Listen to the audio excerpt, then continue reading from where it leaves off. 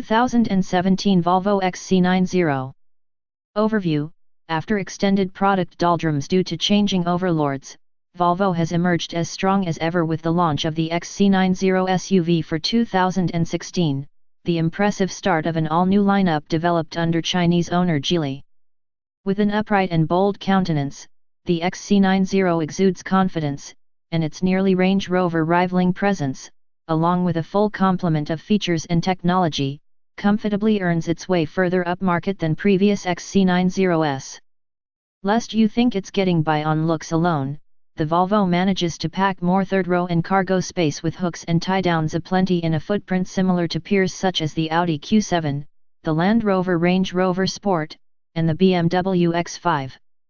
Unlike its competitors, however, the Volvo is powered solely by a 2.0-liter four-cylinder that comes in three strengths: the turbocharged 250 HP T5, the turbo and supercharged 316 HP T6, and the 400 HP electric motor-assisted T8 plug-in hybrid.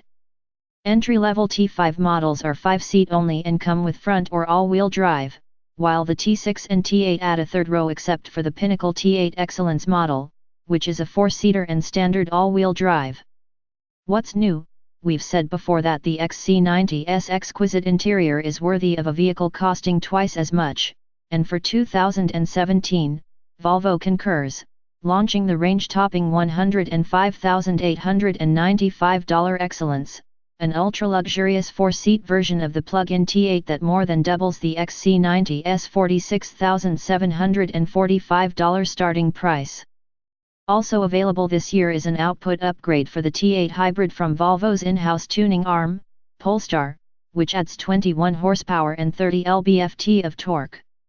And the Sensus infotainment system now includes additional built-in app integration, the most noteworthy of which is the streaming music service Spotify. This means songs no longer have to be funneled through a user's smartphone, and full control is possible through the XC90's 9.0-inch touchscreen. When using Spotify via Apple CarPlay, the app's functionality is significantly reduced. What we like: the decadently detailed and gorgeous interior including open-pore walnut wood trim, which also adorns the sliding cup holder cover, in the elevated inscription trim T6 and test cars we evaluated. Here's another example of the above and beyond detailing: the stitching that decorates the leather dash and door inserts actually continues unabated behind the grab tab for the sunshades on the rear side glass. And the key fob is wrapped in the same caramel beige leather as the seats. We're also fans of the minimalist dash design, although it's enabled by packing almost everything into the complex but quick-responding Sensus touchscreen infotainment system, which will require some acclimation time, especially for those who aren't regular tablet users. Get used to swiping left to find audio and apps, right for vehicle functions, and down for settings. As with a just right mattress, at first the front seats seem overly firm, but the more time spent in them the more orthopedically perfect they feel, although there's not much lateral bolstering to hold occupants in place during aggressive cornering. Surprisingly, the 21-inch wheels and tires on our T6 didn't ruin the ride, and the steering is sharp and properly weighted.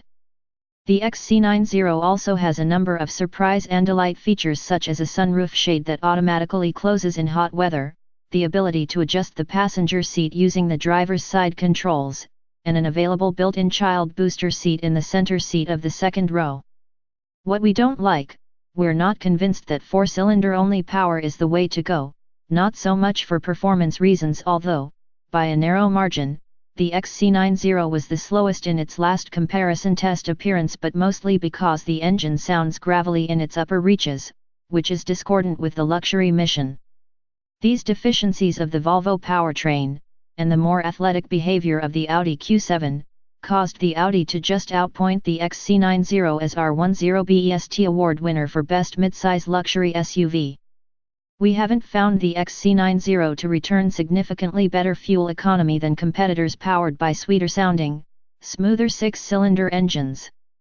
However, a T6 model did achieve 27 mpg on our 75 mph highway fuel economy loop, 2 mpg better than its EPA rating and 3 mpg better than an Audi Q7 with a supercharged V6. We'd like a setting between comfort, where the XC90's off-the-line response feels a bit soft and dynamic, which raises the idle to 1000 from 875 RPM and arguably overstimulates throttle response. We'd also like to see Volvo tune the brake response, eliminate the sensation of the pedal squishing through some travel before biting and, once it does, slightly reduce the pedal effort required. Although navigation is standard, we'd trade it for Apple CarPlay and Android Auto functionality, which we think should be included at this price point. CarPlay is currently optional, while Android Auto is supposedly coming but not yet available.